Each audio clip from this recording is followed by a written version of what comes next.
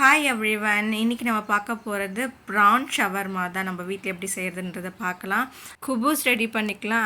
அதுக்கு நம்ம மைதா மாவு ப்ரிப்பேர் பண்ணிக்கலாம். பீஸாக்கு பண்ணோம்ல சேம் மெத்தட், அந்த மாவில் பாதி மாவு தான் நான் எடுத்து வச்சு இப்போ ஷவர்மா பண்ணிகிட்ருக்கேன். கொஞ்சமாக கடாயில் கொஞ்சம் பட்டர் அப்ளை பண்ணிவிட்டு இந்த மாதிரி நம்ம வேக வச்சு எடுத்தோம்னா இந்த மாதிரி புஃபுன்ட்டு நல்லா வெந்துடும். குபூஸ் ரெடி ஆகிடுச்சு. இப்போ நம்ம ஷவர்மா அந்த ஸ்டஃபிங் இருக்கு இல்லையா, அதுக்கு கோஸ் கொஞ்சம் எடுத்துக்கோங்க, கேப்சிகம் கொஞ்சம், நம்ம ஃப்ரை பண்ணி எடுத்து வச்ச ப்ரான் அதையும் இந்த மாதிரி குட்டி குட்டியாக கட் பண்ணிக்கோங்க, ஒரு பாயில்டு எக்கு. இதை கூட மசாலா நான் பீஸா சாஸ் செஞ்சுச்சு இல்லையா, அதை சேர்த்துக்கிட்டேன். கொஞ்சம் சால்ட் சேர்த்து எக்கை நல்லா மேஷ் பண்ணி இந்த மாதிரி நல்லா மிக்ஸ் பண்ணி எடுத்து வச்சுக்கோங்க. நான் மயோனஸ் எதுவும் யூஸ் பண்ணலை, அந்த எக்கோட இதுவே அது நல்லா சூப்பராக இருக்கும்.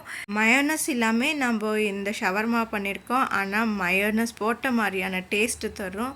மஸ்ட் ட்ரை ரெசிப்பியில் இதுவும் ஒன்று, மறக்காமல் ட்ரை பண்ணி பாருங்கள். அவ்வளோ சிம்பிளாக இருந்தது, ரொம்ப ஈஸியான ப்ராசஸ் தான். உங்களுக்கு இந்த வீடியோ பிடிச்சிருக்குன்னு நினைக்கிறேன். Okay, bye bye. Subscribe my channel.